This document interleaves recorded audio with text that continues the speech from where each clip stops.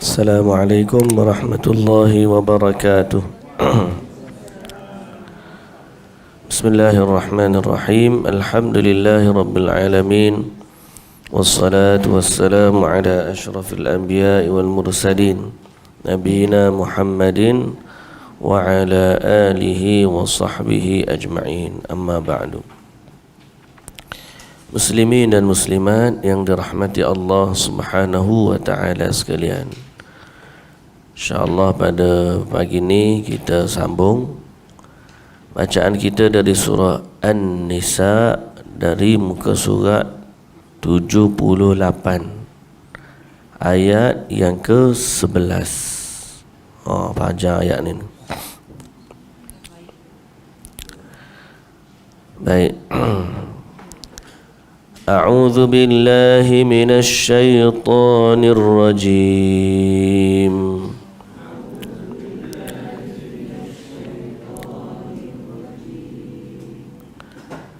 Bismillahirrahmanirrahim.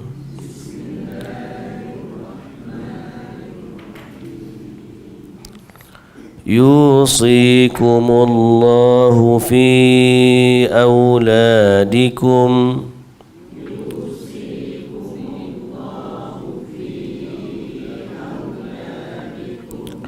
lidzakari mithlu hazzil unthayain.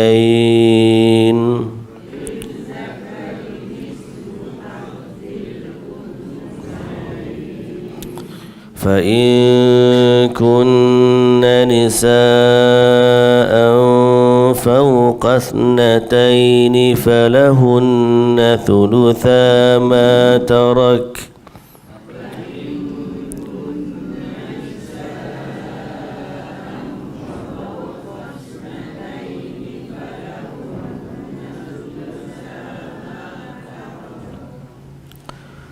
وإن كانت واحدة فلها النصف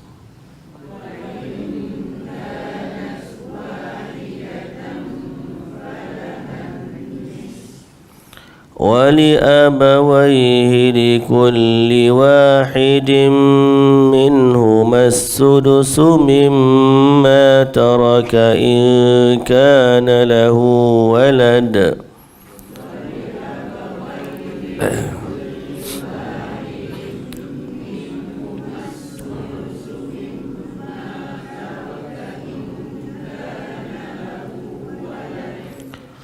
فإن لم يكن له ولد وورثه أبواه فلأمه الثلث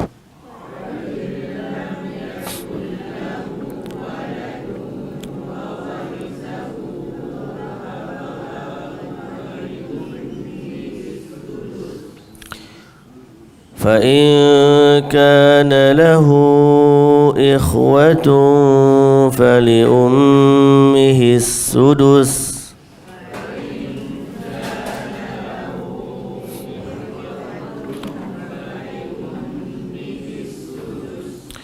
من بعد وصية يوصي بها أو دين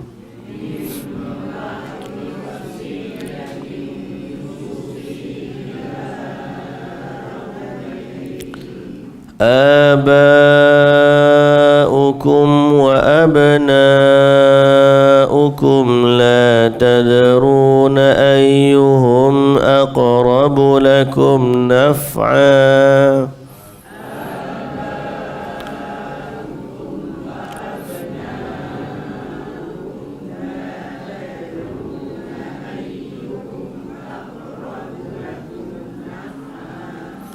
فريضة من الله إن الله كان عليما حكيما.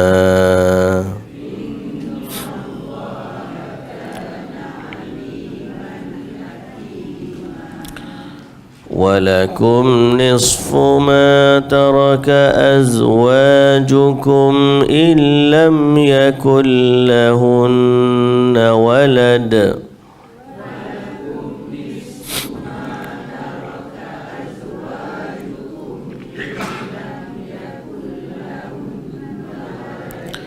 فإن كان لهن ولد فلكم الربع مما تركن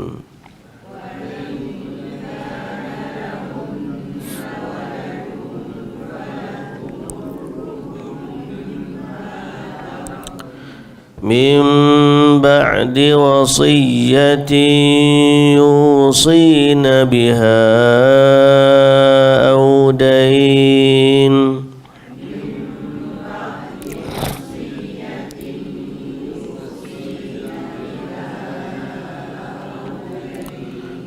ولهن الربع مما تركتم إن لم يكن لكم ولد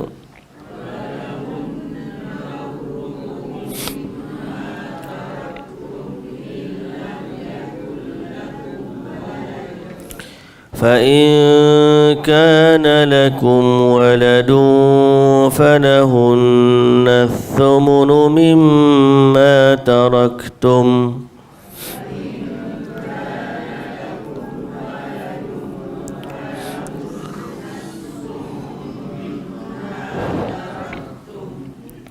من بعد وصية توصون بها أو دين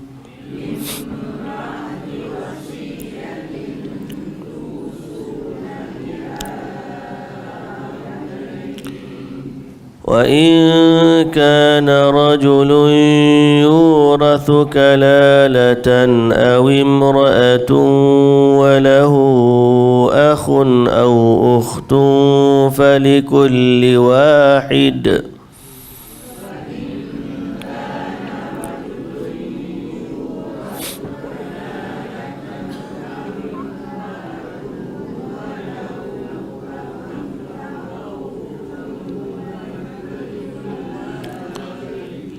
فلكل واحد منهما السدس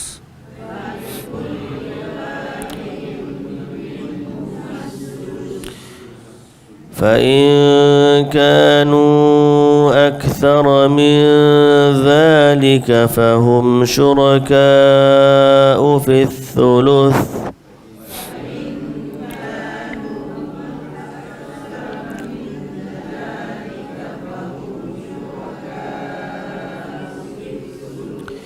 من بعد وصية يوصى بها أو دين غير مضار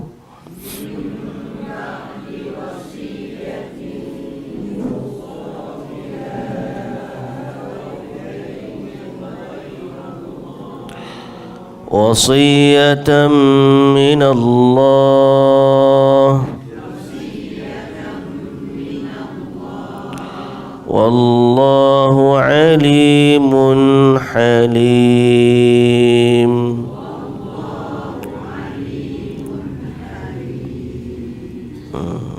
Bismillahirrahmanirrahim. Alhamdulillah, segala puji dan syukur bagi Allah Subhanahu wa taala. Sekali lagi, Tuhan pemilik, pencipta yang maha berkuasa, yang maha agung, yang lagi maha sempurna. Dialah Allah satu-satunya yang kita sembah, dan dialah Allah satu-satunya tempat kita memohon pertolongan. Selawat dan salam atas Nabi junjungan kita, Nabi Muhammad sallallahu alaihi wasallam, juga atas ahli keluarga baginda, para sahabatnya dan para pengikutnya yang setia sehinggalah ke hari kiamat. Alhamdulillah. Sesungguhnya perkataan yang paling benar adalah kitab Allah. Sebaik-baik petunjuk adalah petunjuk dari Rasulullah sallallahu alaihi wasallam. Seburuk-buruk perkara dalam agama adalah yang direka-reka. dan setiap yang direka-reka adalah bid'ah, dan setiap bid'ah adalah sesat, dan setiap kesesatan membawa kepada neraka. Muslimi dan muslimat yang dirahmati Allah, itulah mukaddimah. Mungkin lepas daripada ni kita akan ulang setiap pagi lah. Sebab Nabi dia panggil khutbah hajah.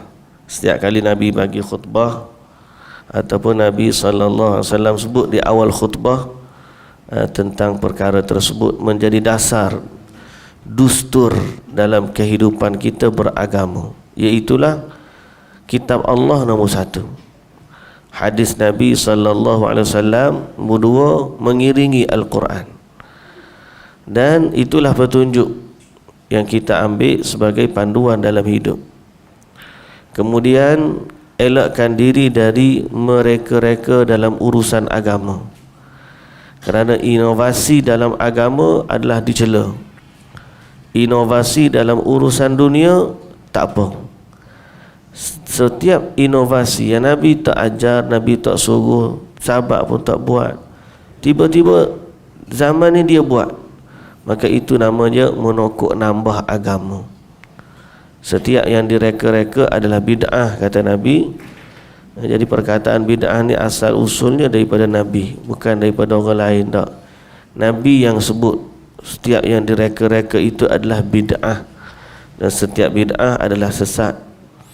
Juga Nabi yang sebut, dan kesesatan itu membawa kepada neraka. Ada dulu saya baca mukaddimah ni dalam terjemahan kitab Perisai bagi Sekalian Mukallaf. Kitab ni syarah kepada akidah Tahawiyah yang diterjemahkan dalam bahasa Melayu. Rasa masjid kita pun ada baca, Ustaz Zainal baca. Dalam mukaddimah tu dia terjemah hadis ni. Setiap perkataan paling benar adalah kitab Allah, sebaik-baik petunjuk adalah petunjuk Rasulullah sallallahu alaihi wasallam, seburuk-buruk perkara dalam urusan agama adalah yang direka-reka atau yang diada-adakan. Setiap yang diada-adakan adalah sesat atau adalah bid'ah, dan setiap bid'ah itu dalam neraka. Bila saya baca terjemahan tu, lepas daripada kuliah ada orang datang tak puas hati. Mana boleh ustaz kata bid'ah, dia kata. Sampai macam tu sekali. Ya marah kita sebut bid'ah. Saya kata bukan saya kata, ni hadis Nabi. Takkan kita nak halang orang baca hadis Nabi? Jadi hadis Nabi ni sebagai panduan. Dia tak boleh bila dia dengar bid'ah je seolah-olah ustaz kata. Bukan ustaz yang kata, Nabi yang kata. Jadi dia menjadi satu usul dalam agama kita. InsyaAllah lah kita ingatkan, bila kita baca tu setiap pagi kita ingatkan bahawa pentingnya kita kembali kepada Quran, dan pentingnya menjadikan Nabi sebagai petunjuk bagi kita. Dan penting juga mengelakkan diri dari amalan-amalan yang tidak ada dasar, panduan dan petunjuk dalam agama ni. Kerana Allah lebih tahu apa yang baik untuk kita. Jadi sebab tu kita kembali kepada Quran, kita kembali kepada hadis Nabi sallallahu alaihi wasallam, of course berdasarkan kefahaman para ulama dan paling utama para sahabat, kerana mereka lah yang hidup zaman penurunan wahyu. Semoga Allah mentaufikkan kita kepada apa yang baik dalam agama ni, insya-Allah. Baik. Kemudian ayat yang kita baca hari ini kita bersambung pada ayat yang kita baca, iaitulah yusikumullahu fi auladikum. Allah mewasiatkan kamu dalam urusan anak-anak kamu. Maka hari ini bermulalah bahasan kita dalam kiraan bahagian pusaka. Kiraan dalam bahagian pusaka. Sebelum daripada tu, sebagai nota tambahan, pusaka ni memang luahlah bidang dia, ilmu faraid ni yang kita sebut sebagai ilmu faraid. uh,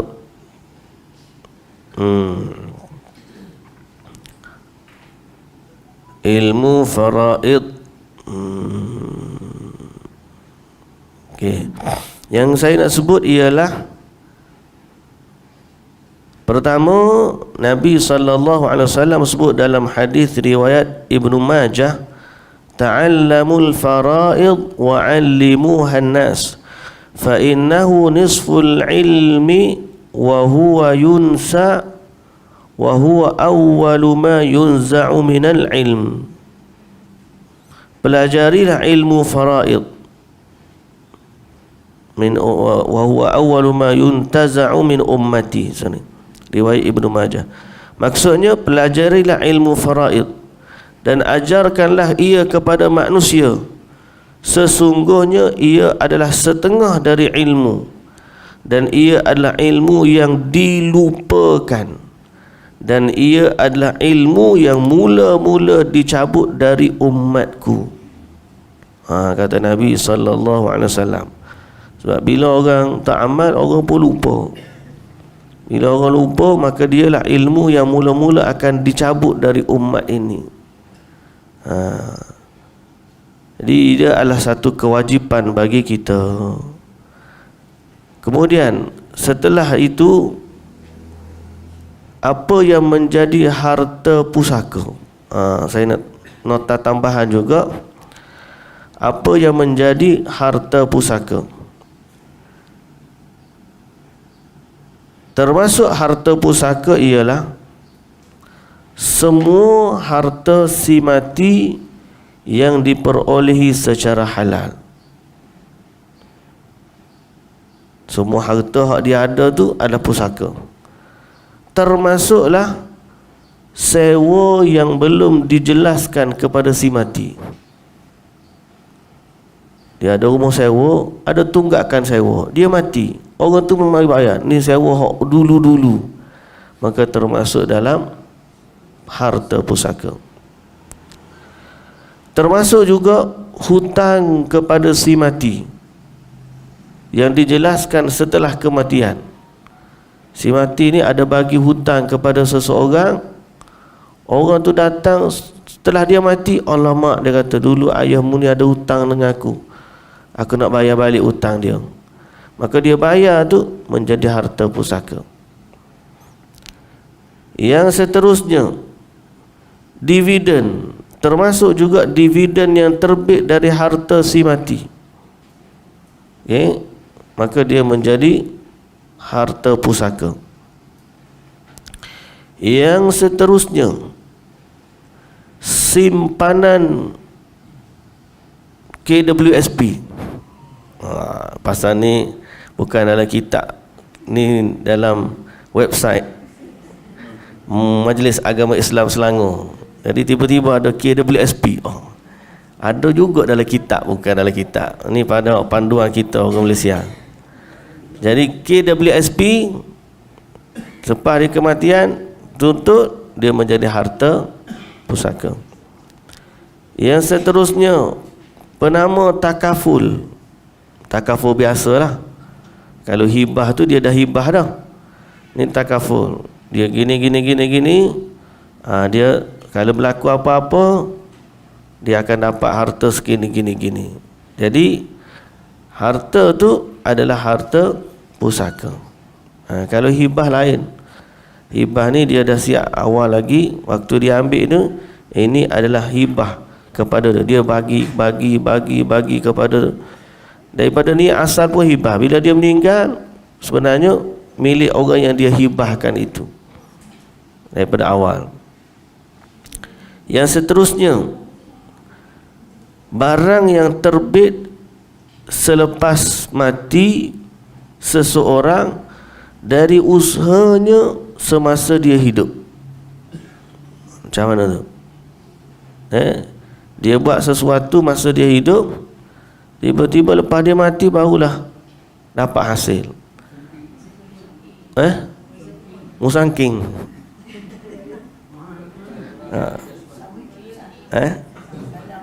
Ladang sawit dia usaha. Tu barang yang dapat hasil setelah daripada usahanya semasa hayat. Termasuklah itu kita sebut tadi. Bukan harta pusaka, harta yang telah dijual, tak termasuk harta pusaka, memang ada jual. Atau diwakaf, masa dia hidup dia dah wakafkan harta ni, tapi tak tukar nama, mulut dia yang wakaf.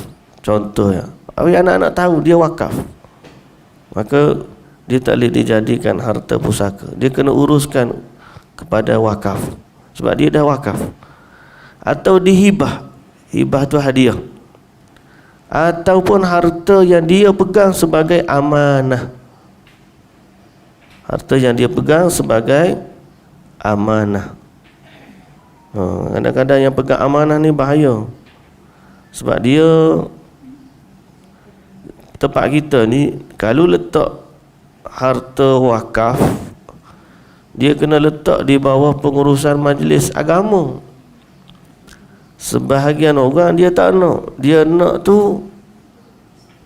infak, dia nak sedekah, tapi diuruskan oleh individu tertentu atau NGO tertentu. Tak apa. Contohnya kita buat sekolah,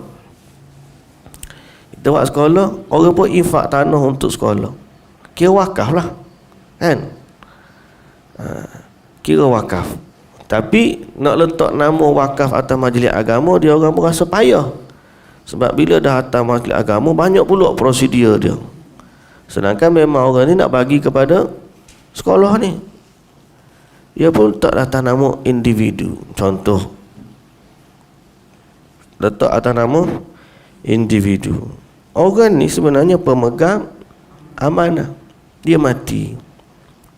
Harta tu walaupun nama dia bukan harta pusaka, sebab dia hanya pegang amanah. Kes gini banyak berlaku pada sekolah-sekolah zaman dulu, ataupun disebut sebagai pondok-pondok. Zaman dulu Tok Guru ada, Tok Guru pegang amanah, jadi nama Tok Guru. Bila mati Tok Guru, jadi harta pusaka, diwarisi oleh anak-anak dia. Hak tu buat rumah situ, hak tu buat rumah sini. Jadi kalau dia pegang sebagai amanah, dia tak boleh jadi harta pusaka. Tapi kalau orang tu kata, ni ambo nak bagi ke Tok Guru, milik Tok Guru, hak tu lain, dia jadi milik dia. Hak tu bahaya. Ataupun kita sekarang ni zaman letak di atas nama NGO, maka dia adalah harta yang dipegang amanah oleh NGO tersebut. Itu clear lah, tak jadi harta siapa-siapa lah. Jangan pula harta wakaf ni dia pemegang amanah tapi dia anggap macam harta dia. Tak boleh jugalah. Banyak je lah ni kadang-kadang. Yalah, demo buka satu tabung wakaf dia bagi, tapi nama tu nama seseorang. Orang duk bagi sikit niat wakaf, tapi digunakan untuk buat sekolah ataupun sekolah milik individu contoh. Jadi dia anggap sekolah tu milik dia, padahal dia adalah dihasilkan harta wakaf. Begitulah banyak kadang-kadang urusan ni pemegang amanah bukan harta pusaka, harta yang dipegang sebagai amanah. Yang kedua, tak termasuk harta pusaka, apa dia? Khairat kematian. Sebab khairat kematian tu harta yang diberikan setelah daripada dia mati, bukan milik dia kan. Milik diberikan kepada tu, berarti bukanlah bila ahli masjid mari, inilah bagi harta khairat kematian ni, makna pihak masjid bagi kepada keluarga si mati, waris si mati. Kalau tiba-tiba dia ada isteri masa-masa tu, maka isteri dia boleh guna harta tersebut untuk menguruskan apa-apa keperluan. Tak semestinya, tak boleh ni duit harta pusaka. Tak, khairat kematian bukan harta pusaka. Boleh guna untuk sebarang urusan berkaitan yang menjadi maslahat bagi keluarga si mati. Yang seterusnya, pemberian oleh orang-orang yang menziarahi kematian. Pak kita ni kali tu dia letak tabung. Orang ziarah si mati kat, siapa tu dia letak sedekah, bagi hadiah. Duit tu tak perlu menjadi harta pusaka, tak kena hukum faraid. Ni kat kira macam kira tabung masjid tu, satu kira. Kalau kena faraid, tak kena faraid. Sebab duit tu bukan duit si mati masa hidup. Dia orang bagi sedekah bila ziarah si mati. Jadi itu untuk ahli keluarga dia. Okey. Yang seterusnya, apa dia ni? Imbuhan, pampasan, sagu hati atau pencen terbitan. Pencen terbitan lagu apa pencen? Pencen tu dapat kat isteri ke ataupun pewaris dia lah. Pencen terbitan, bila dia mati becek lah terbit tu, terbit dia panggil tu. Maka pencen tersebut dikira bukan harta pusaka. Sebab masa dia hidup benda tu tak ada. Bila dia mati, kerajaan memang bagi kepada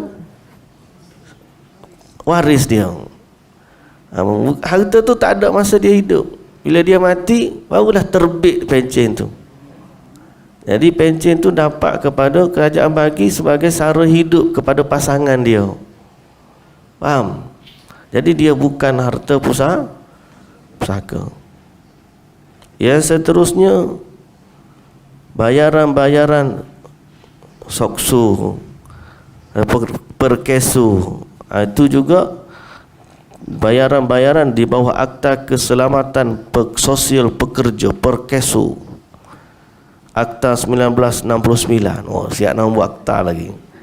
Jadi ini bukan harta pusaka. Itu yang ada dalam website Majlis Agama Islam Selangor, tentang mana dia harta pusaka, mana yang bukan harta pusaka. Baik, cukup hak website. Kembali kepada ayat Quran. Website ini banyak lagi kalau nak sebut ni.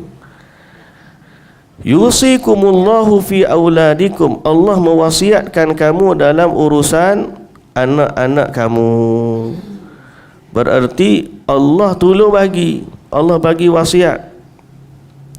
Dan bila Allah bagi ni, kita kena tahu bahawa Allah Maha mengasihi hamba-hambanya.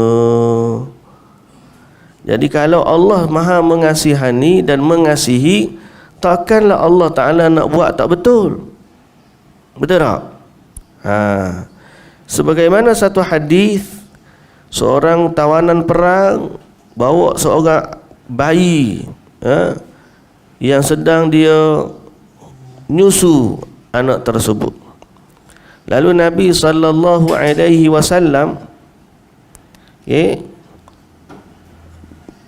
dia apa tu? Dia menyusu tu bukan dia apa tu disebut di sini, dia mula-mula dibawa sebagai tawanan perang. Lepas pada tu dia kehilangan anak dia. Siapa tepat dia tengah tangisan anak dia, dia pun cepat-cepat pergi ambil anak dia, anak yang hilang. Terus dia pun peluk, dia pun susukan anak dia. Bayangkan situasi tersebut. Seorang ibu yang mana kehilangan anak dia waktu perang. Habis perang, dia kena tawan. Lepas tu bila dikumpulkan tawanan perang, dia tengok anak dia ada situ. Bayangkan situasi tersebut. Sayangnya dia kepada anak, dia ambil anak tu, sedang menangis, dia susukan anak tu. Itu situasi dia. Jadi Nabi SAW bagi tahu kepada sahabat, apakah kamu sangka ibu yang begitu sanggup untuk mencampakkan anaknya ke dalam api, sedang dia mampu untuk melakukannya? Sahabat kata, takkanlah ya Rasulullah. Kata Nabi SAW, fa wallahi, demi Allah, lallahu arhamu bi'ibadihi min hadhihi biwaladiha. Demi Allah, sesungguhnya Allah lebih mengasihi hambanya dari ibu ini mengasihi anaknya. Tengok level kasih sayang yang Nabi bagi tahu bagaimana Allah mencintai hamba-hambanya. Jadi kalau begini level kasih sayang Allah kepada hamba, mustahil bila Allah yang bagi harta-harta ni mengikut kiraan yang Allah tetapkan, tiba-tiba ada kezaliman dan penganiayaan kepada penerima pusaka. So kita kena letak, dia panggil apa? Trust. In God we trust, orang putih kata. Kita kena ada satu kepercayaan, kita serahkan urusan ni kepada Allah, kerana Allah Maha mengasihi hamba-hambanya.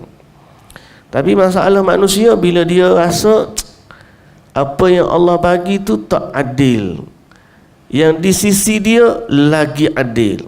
Ni masalah manusia. Dia tak puas hati dengan pembahagian dari Allah Subhanahu wa ta'ala. Manusia ni kalau dibiarkan berfikir tentang keadilan dia, pakai habis. Sebab adil di sisi mereka kadang-kadang ada kecenderungan-kecenderungan tertentu. Dia sayang ke orang ni, dia bagi hak ni lebih. Pasal apa? Dia rasa hak ni dia sayang, hak tu tak baik kat dia. Jadi di sisi Allah, Allah dah tetapkan faraid begini supaya berlaku keadilan yang sebenar-benarnya. Manusia ni ada emosi kadang-kadang. Anak ni baik dengan dia, padahal balik jarang-jarang. Anak ni kurang baik dengan dia pasal duduk rumah sama.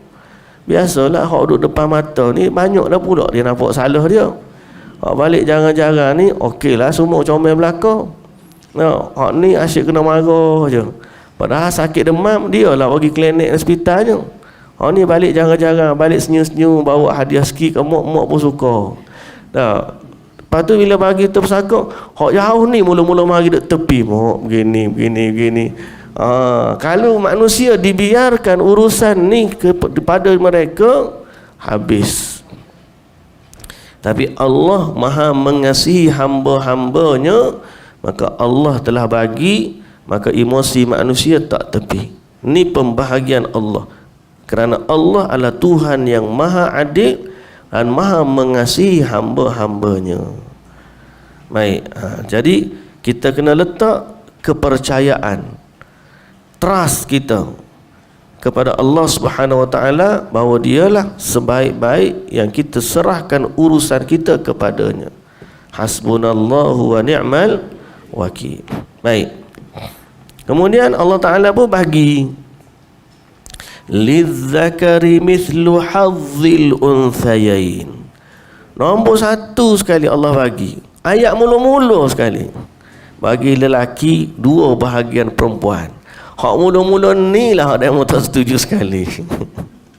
Padahal ni mula-mula ni belum bagi apa-apa je, Allah letak kaedah lizzakari mithlu hazzil unthayain, bagi lelaki dua kali ganda bahagian perempuan. Orang perempuan berdengar, ini tidak adil, dia kata. Ini tak aci. Tak aci apa Allah Ta'ala bagi. Saya seronok ni bukan saya lelaki, saya seronoknya sebab kita rasa Allah Azza wa Jalla tu Tuhan yang Maha Adil. Dia tahu, sebab tanggungjawab lelaki lebih besar daripada tanggungjawab perempuan. Lelaki dia kena tanggung nafkah, sedang wanita tak perlu menjadi kewajipan dia. Lelaki banyak benda yang dia kena urus, sebab tidak sebagaimana wanita. Jadi Allah meletakkan adil itu ialah sesuatu diletakkan pada tempatnya. Itu adil. Macam bahasa kita mudahlah, baju kita. Anak kita ada anak umur darjah rendah, hak ni darjah menengah, hak ni dewasa. Hak ni saiz baju dia S, hak ni saiz baju dia M, hak tu saiz baju dia double XL. Dia besar kan. Apakah keadilan kita kena beli saiz pertengahan belakang? Kita beli belakang. Hak kecil ni pakai baju besar, hak besar tu baju kecil. Pasal apa? Adilnya kena baju sama belakang, saiz pun belakang. Tak adil lah lagu tu. Adil ni meletakkan sesuatu pada tempatnya. Jadi waktu beli baju S, harga dia RM15 je. Baju M lebih kurang lah RM16. Double XL baju dia RM30. Contohnya. Adik dia kata tak boleh lah, adik kena beli 2 lah pasal abang 30. Dia kata adil ni meletakkan sesuatu pada tempatnya. Tu pandangan adik seorang satu cukup. Hak ni adil pasal dia saiz besar. Hak ni adil dia saiz kecil. Baik. Jadi Allah ni adil meletakkan sesuatu pada tempatnya. Lidzakari mithlu hadzil unthayain fa in kunna nisaan fawqa ithnatain. Jika anak-anak perempuan itu lebih dari 2, maka bahagian mereka adalah 2/3 dari harta yang ditinggalkan oleh si mati. Ini hukum fardu.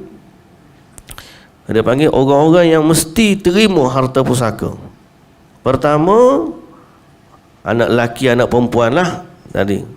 Kemudian Allah Ta'ala sebut sekiranya yang ada anak perempuan sahaja. Fa in kunna nisa'an fawqa ithnatain. Dan anak perempuan tu lebih daripada 2. Dia ada 2, 3, 4, 5 anak perempuan. Semuanya anak perempuan berlaku. Maka mereka menerima 2/3 dari harta itu dibahagikan sesama mereka. 2/3. Fa in kanat wahidatan wa in kanat wahidatan falahan nisf. Kalau dia hanya ada seorang adik-beradik, dia seorangnya tunggal anak perempuan, maka dia menerima separuh dari harta. Separuh dari harta.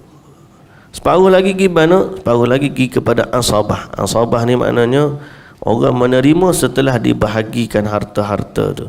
Cerita asabah ni panjang juga, tapi tak apalah, sebab hari ni kita hanya baca sepitah lalu. Kalau nak cerita bab ilmu faraid tu kena subjek lain pula. Kalau ada masalah faraid kena rujuk kemudian ni bahagi. Dia tinggal anak sekian, berapa jumlah dia. Baik. Kalau dia hanya perempuan seorang, separuh. Dan bagi kedua ibu bapa si mati, tiap-tiap seorang dari keduanya 1/6 dari harta yang ditinggalkan oleh si mati jika si mati itu mempunyai anak. Jika dia ada anak, ada ayah, maka ayah mak ni boleh menerima harta pusaka. Dia ada 5 orang yang dia panggil wajib. Kalau ada dia, siapa pun tak boleh halang dia. Wajib bagi dia. Ni dia panggil waris-waris fardu ni. Nombor 1, suami atau isteri. Apa pun berlaku, dia akan dapat. Tak ada orang yang boleh menghalang dia, sebab dia ni waris fardu. Suami atau isteri. Suami atau isteri. Sebab apa dia? Sebab apa atau? Memang seorang, salah seorang lah matinya. Kalau dia mati, suami pun ada, isteri ada, dia ni siapa? Nah, maknanya dia mati meninggalkan isteri atau meninggalkan suami. Okey, salah seorang daripadanya. Yang kedua, hak atas dia, ayah dan ibu. Hak ni apa berlaku pun mesti dia boleh. Tak ada yang boleh menghalang dia. Kalau datuk tak, datuk ada mak ayah, datuk tak boleh dah. Mak ayah dia, dia tertutup di situ. Lepas tu 2 lagi hak bawah, anak lelaki, anak perempuan. Yang ni apa pun berlaku dia mesti dapat sebab dia fardu. Cucu boleh dengan syarat tak ada anak lelaki. Tapi kalau anak lelaki ada, cucu tertutup. Dia bagi 5 ni fardu.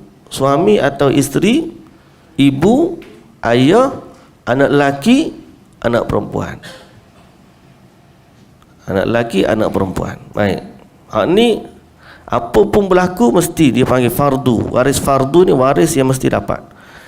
Jadi sekarang ni Allah Ta'ala bagi, kalaulah dia ada mak ayah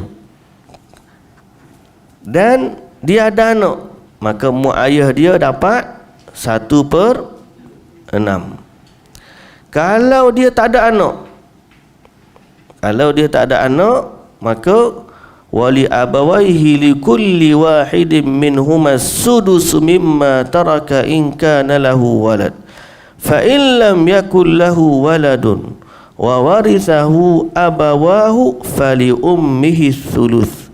Kalau dia tak ada anak, kemudian hanya meninggalkan ibu dan ayah sahaja, dia tak ada anak, dia meninggal waktu usia muda, tak sempat kahwin, jadi harta dia diwarisi oleh kedua ibu bapa dia. Berapa dapat? Ibunya dapat 1/3. Lepas tu balance tu pergi ke ayah 2/3. Fa in kana lahu ikhwatun, itu kalau dia anak tunggal.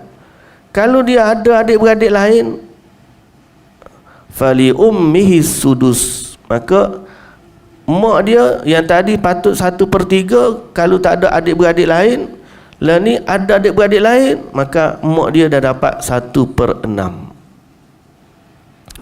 Agak kau panggil banyak juga nak kena fikir, ada gambar raja siap lakalah. Tapi macam saya sebut tadi, kita bagi satu surface bagaimana Allah telah bagi. Baik, detail dia tu cerita dalam bab faraid. Cuma asas-asas dia kita sebut. Min ba'di wasiyatin yusi biha audain. Setelah daripada wasiat yang dia wasiatkan ataupun setelah daripada bayar hutang. Maka ayat ni menunjukkan harta pusaka dibahagikan setelah daripada melunaskan hak si mati dulu. Hak si mati apa? Nombor 1, hutang dia. Dia tinggal harta banyak ni. Tengok dulu hutang dia ada banyak mana. Kalau dia ada hutang, dahulukan bayar hutang dia. Jangan kita bagi dulu hutang ayah tu tak bayar, anak-anak ambil dulu, naya ke dia.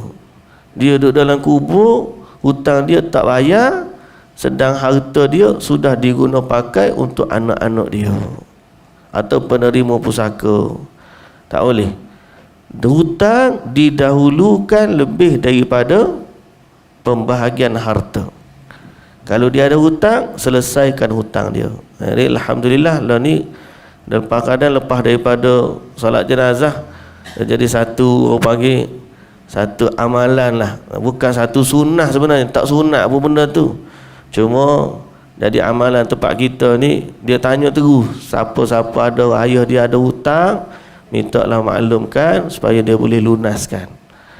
Kalau dia nak lunas si anak tu, ayah dia tak ada duit, maka dia guna duit dia tutup hutang ayah dia. Pasal apa? Itu termasuk birrul walidain, berbakti kepada ibu bapa dia. Pasal apa? Meninggalkan hutang ni tak baik lah. Seorang tu tertahan daripada syurga dia selama dia ada hutang. Maka selalu anak ni nak berbakti kepada ibu bapa dia, tiba-tiba ada hutang, dia boleh tutup hutang tersebut. Atau dia ada kawan, jiran, kita kata sian kawan kita ni baik dia, cuma hutang dia tak ada orang nak tolong bayar. Kita sayang kat dia, kita pula ada kemampuan, boleh saja kita pergi, kita tolong bayar hutang untuk dia. Tapi kalau dia ada harta, didahulukan harta dia untuk bayar hutang. Yang kedua, wasiat. Wasiat yang dia wasiatkan kurang daripada 1/3, tidak lebih daripada 1/3, maka diuruskan dulu wasiat dia. Setelah daripada habis dua ni, barulah diuruskan pembagian harta pusaka. Ayat ni min ba'di wasiyatin yusi biha audain. Telah bersepakat para ulama dahulu dan kemudian bahawa hutang didahulukan atas wasiat. Wa dzalika inda im'anin nazar yufhamu min wal ayah al-karimah. Jadi telah ijma' para ulama hutang didahulukan dari wasiat. Mana kena settle hutang dulu, baru wasiat. Kemudian lepas wasiat, barulah pembahagian harta pusaka. Baik. Aba'ukum wa abna'ukum la tadruna ayyuhum aqrabu lakum naf'a. Maksud dia, ayah-ayah kamu, ibu bapa kamu dan anak-anak kamu, kamu tidak tahu siapa di antaranya yang lebih dekat serta banyak manfaatnya kepada kamu. Aqrabu lakum naf'a, lebih dekat manfaatnya kepada kamu. Kamu sendiri pun tak tahu. Jadi Allah Ta'ala kata, biar Allah yang bagi. Kalau kamu bagi ikut emosi, sedang kamu tak tahu hak mana yang lebih banyak manfaat kepada kamu. Bagi ke anak ni banyak, contoh je, sayang sungguh ke anak ni, bagi ke anak ni banyak. Hak ni sikit, dia tak tahu hak mana yang dapat banyak, hak sikit tu yang banyak manfaat untuk dia. Ada kadang-kadang hak jauh tu dapat manfaat lebih untuk si mati. Kita tak tahu. Ada satu kisah, seorang lelaki Arab Saudi ya. Dia ni pergi ke berdakwah. Dia banyaklah orang Saudi ni. Dulu lah ni pun banyak kok. Dia keluar dalam misi-misi dakwah. Dia datang ke Malaysia buat daurah, datang ke Indonesia buat daurah. Daurah ni maknanya kursu-kursu. Dulu memang banyak. Lah ni payah. Dulu dia boleh bawa duit dia, orang Arab ni, duit dia mari kat kita, bagi ke sekolah tu, bagi ke sekolah ni, buat masjid situ, buat masjid sini. Di Europe tu banyak masjid-masjid yang dibina oleh jutawan-jutawan Arab sebelum September 11. Lepas September 11, banyak dekatan. Duit yang ditransfer akan screen tengok, kadang-kadang dia kata nak bagi ke teroris lah, padahal bukan teroris sana pun. Kadang-kadang orang ni nak bagi buat masjid. Lah ni payah nak dapat, tak sebagaimana dulu. Dulu mudah.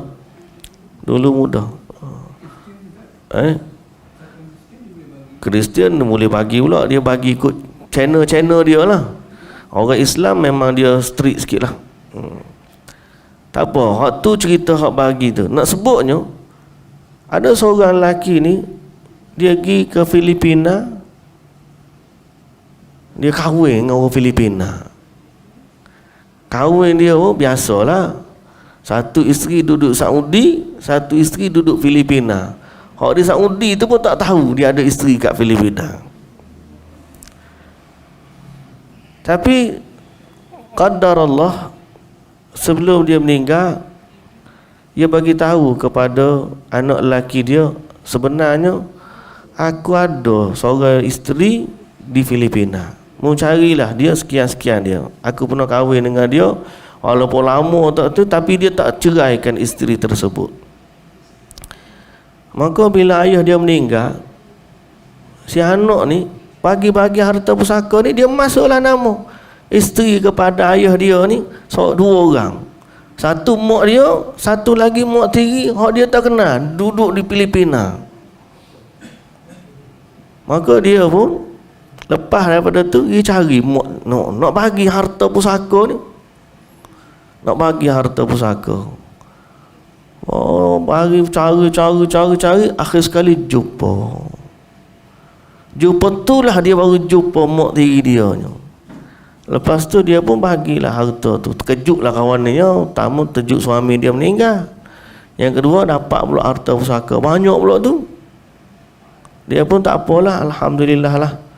Dia kata ni harta ayah dulu, ayah dah meninggal, bagi. Dia pun selesai assalamualaikum balik. Dia pun duduk. Lama tu dia pun teringat ke mak tiri dia. Aku nak pergi tengok lah apa keadaan mak tiri aku lah ni. Dia pun gigi sapa-sapa. Dia tengok tempat kampung dia tu ada masjid besar, nama ayah dia. Lepas tu dia pun tanya-tanya mak dia, kata aku kenal ayahmu ni seorang yang baik. Walaupun aku tak boleh berbakti waktu dia hidup, maka aku nak berbakti pada dia waktu dia mati. Duit dia ni wakaf masjid. Kita kata, waktu Allah Ta'ala kata, aba'ukum wa abna'ukum la tadruna ayyuhum aqrabu lakum naf'a. Mu tak tahu hak mana satu daripada hak mu terima ni yang paling banyak manfaat untuk kamu lepas kamu mati. Padahal ni dia pun tak kenal mak tiri dia. Ni tiba-tiba hak ni hak si fakir duduk kampung jauh tu. Tak bukan sewaktu supaya dia panggil, tidaklah, dia duduk sepanjang masa. Tapi dia teringat suami dia ni orang baik, mari sini buat kerja dakwah dan sebagainya. Dan dia pun mestilah kahwin dengan orang-orang soleh-solehah lah. Hak dia pilih tu bukan wanita-wanita jalanan dah, tapi dia pilih pun orang-orang yang agama lah maknanya. Bila dapat harta tu buat masjid untuk suami dia, saya kata inilah hikmah yang Allah Ta'ala bagi. Hak naik, hak dapat tu kita tak tahulah. Saya tak tahu cerita-cerita lain tu, tak tahu. Tapi begitulah keadaan. Ada juga kisah yang menyayak hati, ada juga. Seorang lelaki mati tak ada waris. Tak ada waris hak 5 ni. Akhir sekali cari, jumpalah dia ni, adalah waris jauh. Bau-bau bacang orang panggil. Saya ni pepatah tahu, bacang tu tak tahu apa dia, tahu. Bau belacang tu tahulah. Belacang tahu, bacang tu apa bacang? Buah. Macam buah kuning. Bukan buah macang, macang lain. Bacang dengan macang tu sama. Ni bacang kan? Bacang lain, macang lain. Macang Kelantan. Buah pun kita panggil buah macang. Buah bacang kan? Jadi dia ni bau-bau bacang, maksudnya keluarga ni jauh. Cari jumpa dekat kau ni. Maka pergi ke mahkamah, hakim bagi kat dia 10 juta. Lepas tu hakim minta, mu ni dapat duit gini, boleh tak aku minta sikit daripada ni kita buat wakaf untuk si mati? Jawab apa dia kata? Dia kata, tuan hakim, dia ni waktu dia hidup bakhil sangat-sangat. Maka kenapa sebab aku nak bagi untuk dia lepas daripada dia mati? Dah lah dia dapat harta free, dah 10 juta. Nak buat wakaf untuk si mati, tak nak. Ni kita tak tahu sebenarnya. Aba'ukum wa abna'ukum la tadruna ayyuhum aqrabu lakum naf'a. Kita tak tahu. Semua kita minta dengan Allah, kita anugerahkan zuriat yang salihah, salih dan salihah yang memberi manfaat. Kadang-kadang harta banyak boleh, tapi manfaat kepada si mati kurang. Ada juga harta tu sikit je boleh, tapi dia punya doa kepada ayah dia siang malam. Ada. Ini manfaat kita tak tahu, manfaat mana. Jadi sebab tu Allah Ta'ala kata, bak harta-harta ni biar Allah yang bagilah. Kalau kita dah bagi sebab anak ni sekian, anak ni begitu, kita dah buat, itu urusan. Biar lepas daripada tu bila dah bagi. Contohnya, dalam ramai-ramai ada 5 beradik, lepas bagi-bagi ada seorang adik beradik tu susah. Maka 4 lagi beradik, ginilah kita. Bahagian kita ni kita bagilah ke dia sikit. Itu tak apa. Tapi selesaikan dulu urusan pembahagian Allah Subhanahu wa taala. Faridatan minallah. Faridatan minallah, ia adalah satu pembahagian pusaka yang telah ditetapkan oleh Allah, satu ketetapan dari Allah. Innallaha kana aliman hakimah. Bila Allah tutup ayat ni, Allah Ta'ala kata sesungguhnya Allah maha mengetahui dan maha bijaksana. Jadi mu nak bahagi tu, nak lawan pembahagian Allah yang maha mengetahui, yang maha bijaksana. Tiba-tiba mu rasa mu lebih pandai daripada Tuhan.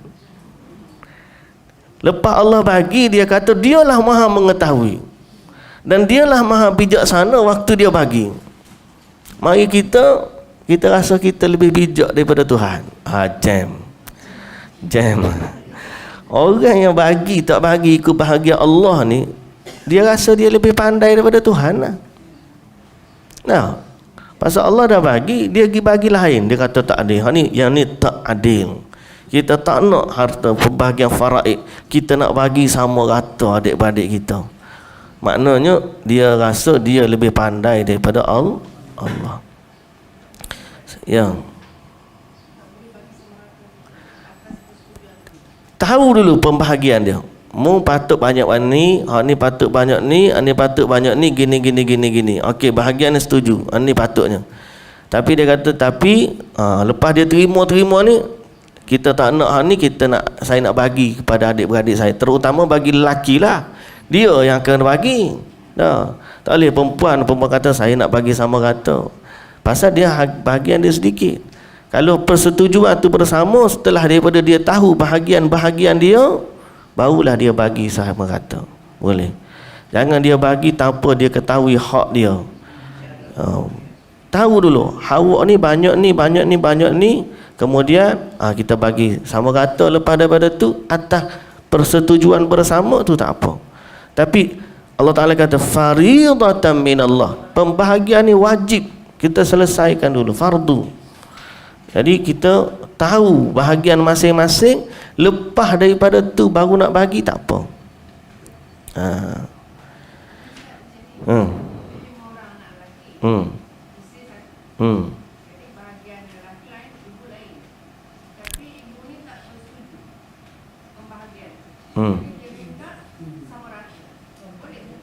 Ibu hok minta, anak kena setuju pasal ibu dah tu. Tapi dari sudut hukum pembahagian, sebenarnya ibu kena setuju dengan pembahagian Allah. Kalau kira. Kemudian kalau lepas daripada tu anak tu, ibu tu minta dengan anak, lepas daripada tu anak kata okeylah, tak apalah kita bagi ke mak, okeylah, tak ada masalah lah. Tapi mesti dia tahu hukum asalnya bagaimana, hak dia sebenarnya banyak mana. Kalau ikut faraid, banyak ni yang dia terima. Tapi setelah dia tahu, dia kata tak apalah, kita bagi sama rata. Supaya dia tahu hak dia yang sebenar. Dia yang merelakan, bukan dia tak tahu apa pun, apa hak ni dia banyak. Berapa banyak sebenarnya dia tak tahu. Yang tu dia tidak tahu hak dia yang sebenar. Dia tahulah jumlah dia berapa, barulah dia boleh memberi dengan redha. Dia boleh lepaskan hak dia. Baik. Ya pusaka ni balah ni. Balah siapa kau tu? Tak habis lagi tu lah. Baiklah, Nabi SAW dia tak tinggal harta, dia tinggal ilmu je banyak.